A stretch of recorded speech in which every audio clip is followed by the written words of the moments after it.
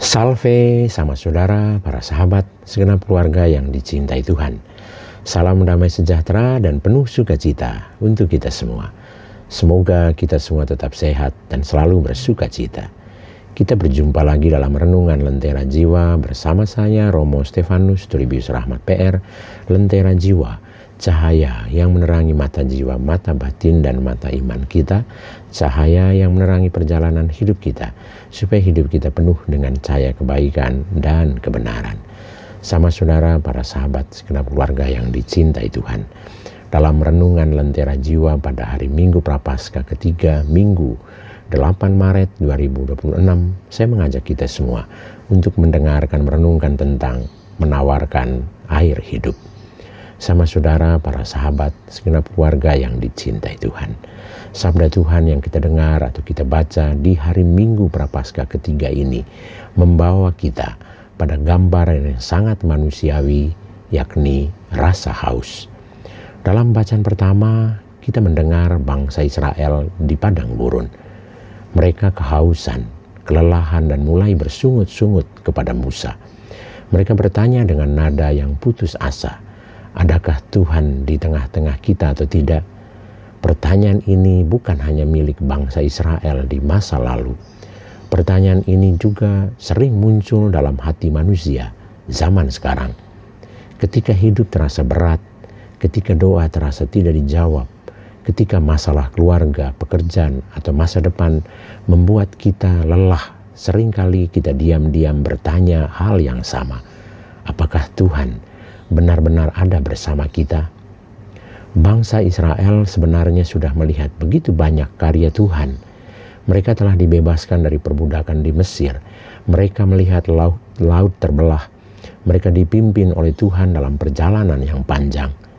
Tetapi ketika rasa haus datang, ingatan akan kebaikan Tuhan seakan menghilang. Ketakutan dan kelelahan membuat mereka meragukan Tuhan. Namun Tuhan tidak meninggalkan mereka. Dari batu yang keras di Horeb, Tuhan mengalirkan air bagi umatnya. Dari sesuatu yang tampak kering dan mustahil, Tuhan menghadirkan kehidupan. Di sini kita belajar bahwa Tuhan sering bekerja justru di saat manusia merasa paling buntu dalam hidup. Bama saudara, para sahabat, segenap keluarga yang dicintai Tuhan. Dalam bacaan kedua, Rasul Paulus berbicara tentang sesuatu yang jauh lebih dalam daripada sekedar kebutuhan jasmani.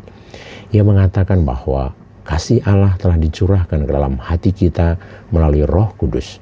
Bahkan ketika kita masih lemah dan berdosa, Kristus telah mati bagi kita. Ini adalah kabar yang sangat menguatkan, meneguhkan kita. Kasih Tuhan tidak menunggu kita menjadi sempurna. Kasih Tuhan datang justru ketika kita masih rapuh, masih penuh kekurangan, masih sering jatuh. Kasih Tuhan tidak bersyarat. Sama saudara terkasih, Injil Yohanes bab 4 ayat 5-42 hari ini membawa kita pada perjumpaan yang sangat indah antara Yesus dan seorang perempuan Samaria di sumur Yakub. Perjumpaan ini terjadi pada tengah hari saat matahari sangat terik. Biasanya orang menimba air pada pagi atau sore hari, tetapi perempuan ini datang sendirian di siang hari. Ada kemungkinan ia menghindari orang lain karena masa lalunya yang rumit. Yesus memulai percakapan dengan cara yang sangat sederhana. Berilah aku minum. Tuhan yang Maha Kuasa justru datang sebagai seseorang yang meminta. Di sini kita melihat kerendahan hati Tuhan yang luar biasa. Ia tidak datang menghakimi, tetapi membuka percakapan. Yesus selalu berbicara tentang air hidup, air yang membuat orang tidak haus lagi. Pada awalnya perempuan itu memikirkan air secara harafiah, tetapi Yesus sebenarnya sedang berbicara tentang sesuatu yang lebih dalam, dahaga jiwa manusia. Setiap manusia memiliki dahaga batin, dahaga akan cinta, penerimaan, makna hidup, kedamaian dan kebahagiaan. Banyak orang mencoba memuaskan dahaga itu dengan berbagai hal, entah harta, relasi, kesuksesan, popularitas, bahkan kesenangan sesaat. Tetapi seringkali setelah semua itu didapatkan, hati tetap terasa kosong. Yesus berkata dengan jujur bahwa Air dari sumur ini akan membuat orang haus lagi. Ini gambaran tentang banyak hal duniawi yang hanya memberi kepuasan sesaat sementara.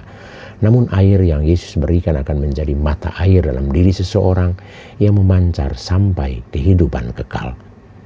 Yesus yang sangat menyentuh adalah cara Yesus memperlakukan perempuan itu. Ia tahu seluruh masa lalunya, ia tahu kegagalannya dalam relasi, tetapi Yesus tidak mempermalukan dia. Ia tidak mengusir perempuan itu. Sebaliknya, Yesus membuka jalan bagi perubahan hidup perempuan itu. Perempuan yang awalnya datang hanya untuk mengambil air, akhirnya meninggalkan tempayannya dan berlari kembali ke kota untuk bersaksi tentang Yesus. Ia yang tadinya mungkin dijauhi masyarakat justru menjadi pewarta kabar baik bagi banyak orang. Disinilah kita melihat bagaimana perjumpaan dengan Tuhan dapat mengubah hidup seseorang. Ketika seseorang sungguh mengalami kasih Tuhan, ia tidak lagi hidup hanya untuk dirinya sendiri. Ia ingin membagikan pengalaman itu kepada orang lain. Sama saudara, para sahabat, segenap keluarga yang dicintai Tuhan, kisah ini juga mengajak kita untuk melihat diri kita sendiri. Kita semua punya sumur yang kita datangi setiap hari untuk mencari kepuasan hidup. Kita bekerja, kita berjuang, mencari kebahagiaan. Itu semua tidak salah. Tetapi Injil hari ini mengingatkan kita bahwa hanya Tuhan yang bisa memuaskan dahaga terdalam hati manusia. Prapaskah adalah waktu yang tepat bagi kita untuk berhenti sejenak dan bertanya dengan jujur diri sendiri, dari mana kita mencari air kehidupan? Apakah kita hanya mengejar hal-hal yang sementara? Atau kita benar-benar memberi ruang bagi Tuhan untuk mengisi ruang hati kita? Yesus masih datang kepada kita hari ini seperti ia datang kepada perempuan Samaria. Ia tidak datang untuk menghakimi masa lalu hidup kita. Ia datang untuk menawarkan air hidup, kasih yang memulihkan, dan harapan yang baru. Dan ketika kita sungguh mengalami kasih itu, kita pun dipanggil untuk menjadi seperti perempuan Samaria, membawa kabar baik itu kepada dunia melalui kata-kata, tetapi terutama melalui hidup kita sendiri. Selamat merayakan hari Minggu Prapaskah ketiga untuk kita semua. Tuhan Yesus memberkati kita. Amin.